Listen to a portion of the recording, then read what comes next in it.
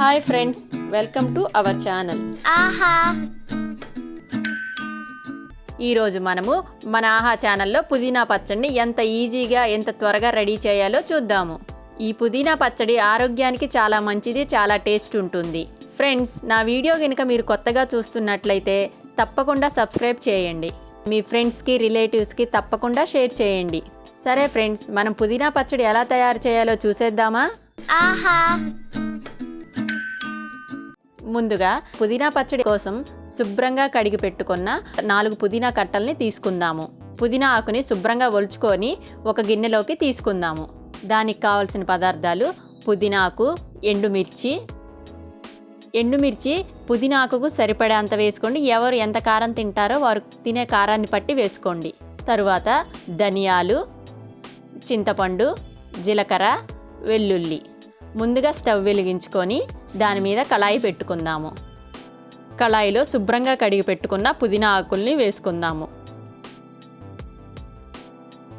పుదీనా ఆకుల్ని కళాయిలో వేసుకున్న తర్వాత 2 టీ స్పూన్ల ఆయిల్ వేసుకుందాము. ఆయిల్ వేసుకొని బాగా కలపెట్టుకుందాము.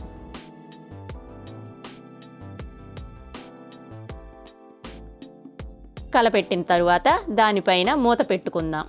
ఫ్రెండ్స్, ఇదైతే మనము మీడియం ఫ్లేమ్లో పెట్టాలి. మీడియం ఫ్లేమ్లో పెడితేనే ఆకు యొక్క పచ్చి వాసన అంతా పోతుంది.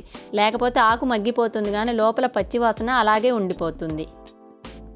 తర్వాత ఫ్రెండ్స్, ఆకు మగ్గేలోపు మనము ఎండుమిరపకాయల తొడియాలు తీసుకుందాము. మధ్యలో మరొకసారి మూత తీసి కలపెట్టుకుందాము.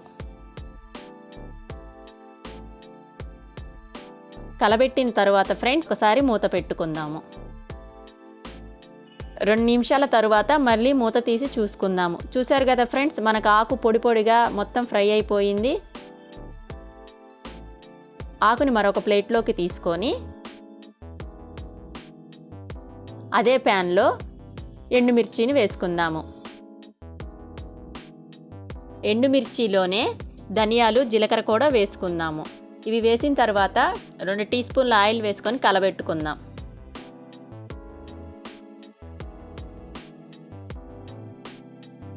దీనిపైన కూడా మూత పెట్టుకుందాము. ఫ్రెండ్స్, మూత తీసి చూద్దాము.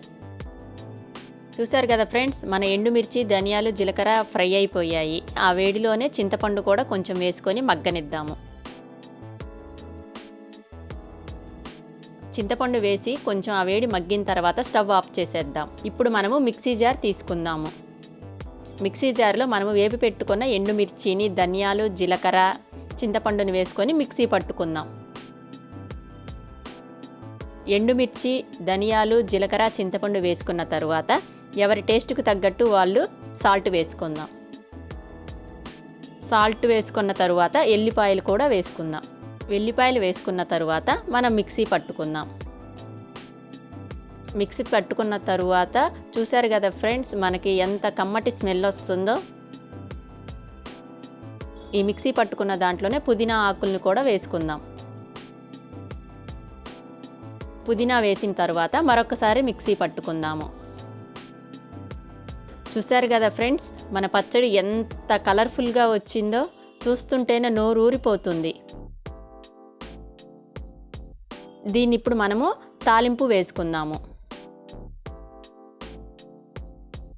అదే ప్యాన్లో 3 టీ స్పూన్ల ఆయిల్ వేసుకుందాము.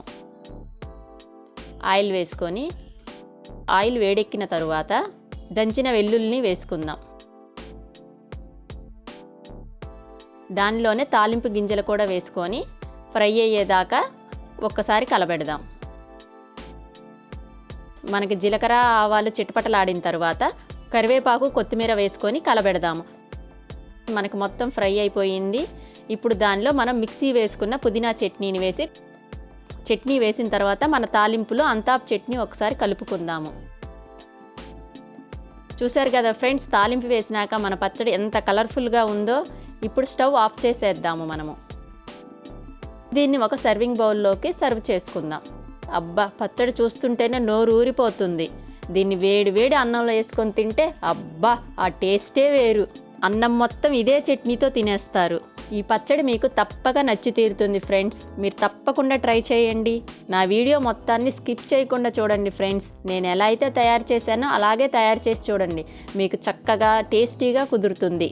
నా వీడియో కనుక మీకు నచ్చినట్లయితే లైక్ చేయండి, షేర్ చేయండి, కామెంట్ చేయండి, సబ్స్క్రైబ్ చేయండి. మీ ఫ్రెండ్స్కి, రిలేటివ్స్కి షేర్ చేయండి. Thank you friends. Bye bye. ఆహా.